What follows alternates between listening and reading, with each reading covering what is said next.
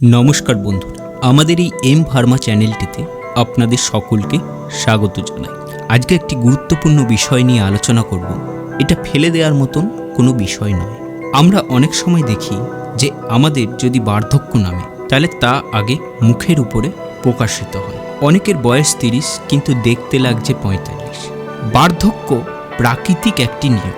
এটা সময়ের সাথে সাথে সমস্ত মানুষেরই কিন্তু আসবে, কিন্তু এর পেছনে স্বাভাবিক পর্যায়ের চেয়ে একটি গুরুত্বপূর্ণ বিষয় রয়েছে, একটি ভিটামিন রয়েছে, যে ভিটামিনের অভাবে আমাদের শরীর ভেতর থেকে বার্ধক্যের রাস্তায় পৌঁছাতে থাকে খুবই কম বয়সে, এবং সেই সময় আমাদের বিভিন্ন রকম রোগের উৎপত্তি হয়।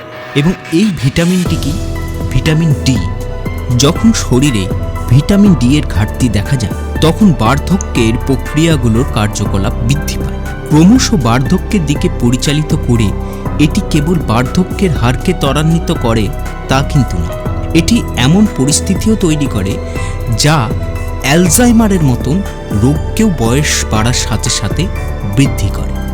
অ্যালজাইমার মানে হলো খিটখিটে স্বভাব, ভুলে যাওয়া, কোনো কিছু স্মৃতিভ্রম হয়ে যাওয়া, এগুলো অ্যালজাইমার্সের লক্ষণ। ভিটামিন ডি ক্যালসিয়াম শোষণ নিয়ন্ত্রণেও একটি গুরুত্বপূর্ণ ভূমিকা প্রদান করে। পাশাপাশি আমাদের ইমিউনিটি সিস্টেম এবং সামগ্রিকভাবে সুস্থতার জন্য ভিটামিন ডি কিন্তু অনেকাংশে অবদান রাখে। ন্যাশনাল ইনস্টিটিউট অফ হেলথ দ্বারা 1 থেকে 70 বছর বয়সীদের দৈনিক 15 গ্রাম ভিটামিন ডি সেবনের পরামর্শ দেওয়া হয়েছে।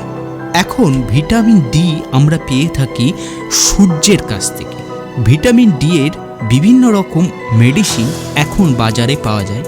DV60K, তারপর D6000 ইউনিট, এইরকমভাবে বিভিন্ন ধরনের ভিটামিন ডি এর ট্যাবলেট এবং সিরাপ দুটোই কিন্তু আমাদের পাওয়া যায়, কিন্তু তাতে খুব কম পরিমাণে আমাদের ভিটামিন ডি এর ঘাটতি মেটে।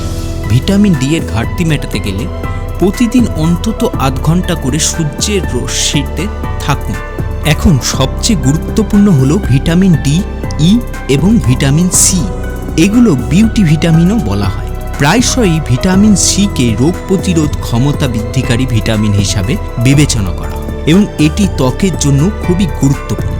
এখন ভিটামিন সি আমরা পেয়ে থাকি টক জাতীয় বেশিরভাগ ফলে। লেবুতে প্রচুর পরিমাণে ভিটামিন সি থাকে। আপনি ভাতের সঙ্গে অল্প একটু কাগজি লেবু খাওয়ার প্র্যাকটিস করুন, দেখবেন আপনার ত্বকের বার্ধক্য এবং রং অনেকটা কিন্তু মিটে গেছে। আমাদের শরীরের এই বার্ধক্যজনিত কারণে আমাদের গিটে গিটে ব্যথা হওয়া, আমাদের বিভিন্ন অংশে ব্যথা হওয়া, এইগুলো লেগেই থাকে। আমাদের হার্ট যন্ত্রকেও এটা কিন্তু দুর্বল করতে পারে। আর এই হার্ট যন্ত্রের সুস্থতার জন্য আপনার দরকার আপেল খাওয়া। আপেলের মতো ফল খুবই উপকারী আমাদের হার্টের পক্ষে, কারণ আপেলের মধ্যে ফাইবার বেশি থাকে এবং এটি কোলেস্ট্রল কমাতেও কিন্তু সাহায্য করে। বিভিন্ন ধরনের শাক, পালং শাক, পুঁই শাক, এগুলোর মধ্যে ক্যালসিয়াম, ভিটামিন, আয়রন, অ্যান্টিঅক্সিডেন্ট প্রচুর পরিমাণে থাকে, যার কারণে আমাদের শরীরে শক্তি এবং ইমিউনিটি পাওয়ার অনেকাংশে বৃদ্ধি পায় এবং তখন আপনার শরীরের বার্ধক্যজনিত যে ফল তা কিন্তু দ্রুত হ্রাস। মেডিসিনের চাইতে আমরা যদি এগুলোর দিকে বেশি ফোকাস করি তাহলে কিন্তু আমরা অনেক বয়স পর্যন্ত নিজেকে ধরে রাখতে পারি। আমরা সবসময় জানি যে ব্যায়াম হলো খুব উপকারী জিনিস। আমাদেরকে যদি চনমনে থাকতে হয় তাহলে প্রতিদিন ফ্রি হ্যান্ড যোগব্যায়াম আপনার করা উচিত। আপনারা 15 মিনিট করে অভ্যাস করুন, দেখবেন এতে কিন্তু দুর্দান্ত ফল আপনারা পাবেন। আশা করি এই ভিডিওটি আপনাদের অনেক উপকারে লাগবে। পরের একটি ভিডিওতে অন্য আরেকটি বিষয় নিয়ে আমরা আলোচনা করব। ততক্ষণ চ্যানেলটিকে সাবস্ক্রাইব করবেন, আমাদের সাথে যুক্ত হন, সুস্থ থাকুন এবং ভালো থাকুন।